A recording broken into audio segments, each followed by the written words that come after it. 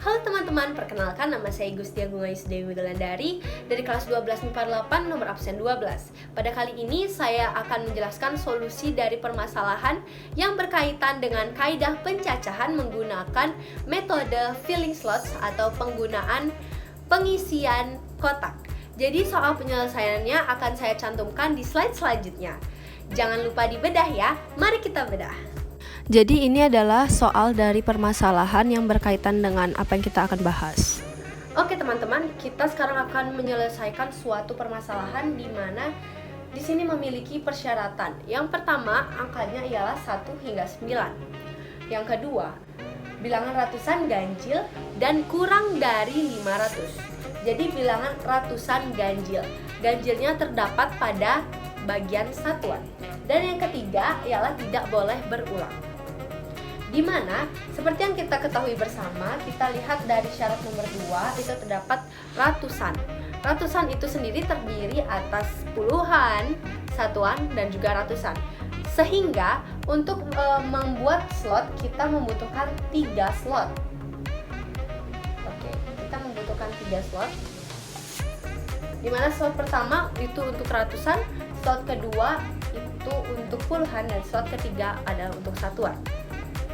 Lanjut, kita akan fokus pada syarat dari nomor 3, di mana syarat nomor 3 ialah tidak boleh berulang. Dalam satu slot terdapat beberapa kemungkinan yang tentunya dalam slot selanjutnya itu tidak boleh ada angka yang sama dengan slot sebelumnya. Sehingga di sini kita akan menganalisis dari yang ratusannya dulu ya. Diketahui bahwa ratusannya kurang dari 500. Jadi kita bisa lihat angka yang kurang dari 500 dalam tanda kutip kurang dari 5, yaitu ada angka 1, 2, 3, 4. Di sini kita bisa analisis 1, 2, 3, dan 4. Lalu kita bisa lihat ratusan ganjil. Jadi kalau ganjil kita bisa lihat pada bagian satuannya. Di mana di bagian satuannya itu kita harus menganalisis berapa aja sih angka yang termasuk angka ganjil atau bilangan ganjil. Di sini terdapat bilangan ganjilnya yaitu 1, 3, 5, 7, dan juga 9. Jadi di sini kita bisa analisis lagi, kita tulis di sini 1, 3, 5, 7, 9.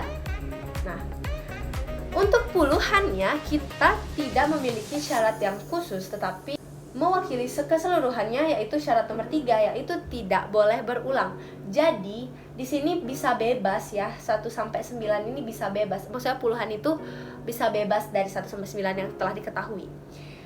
Tapi tidak boleh berulang. Semisal kita kasih contoh ya. Itu ada angka, kita masukkan angka 1. Di sini kita mau pakai angka 4, tapi di satuan kita tidak boleh lagi menggunakan angka 1. Kita harus menggunakan angka selain angka 1 karena syaratnya tidak boleh berulang. Jadi kita bisa pakai angka 3 atau angka 5 dan sebagainya.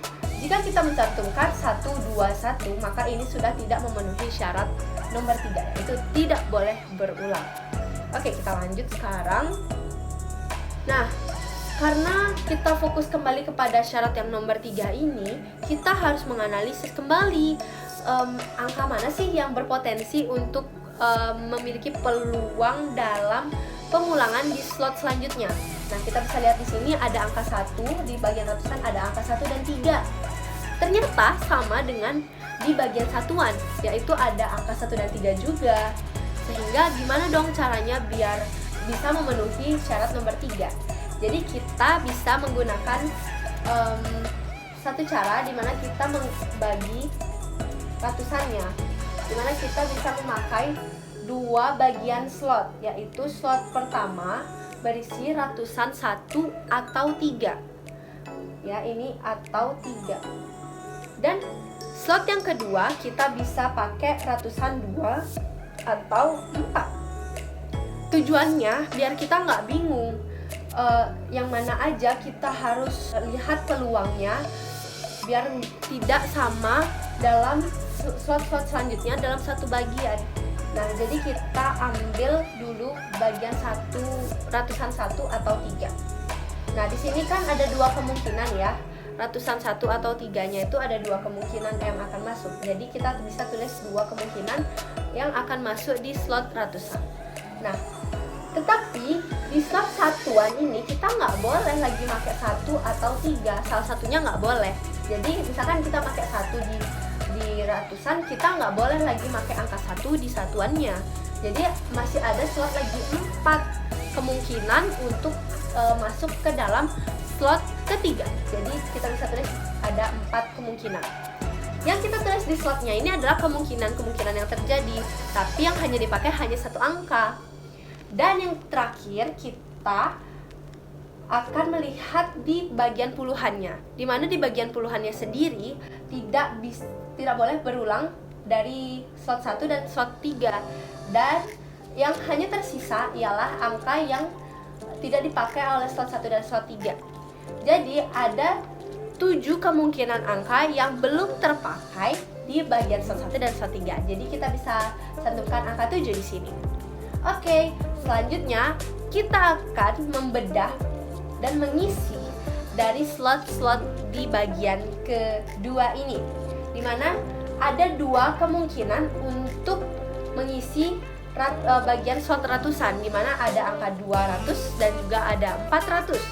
Nah, ini karena ada 2 kemungkinan, maka kita tulis angka 2. Lalu di bagian satuan, ada nggak kira-kira angka yang sama seperti angka ratusan yang telah dicantumkan?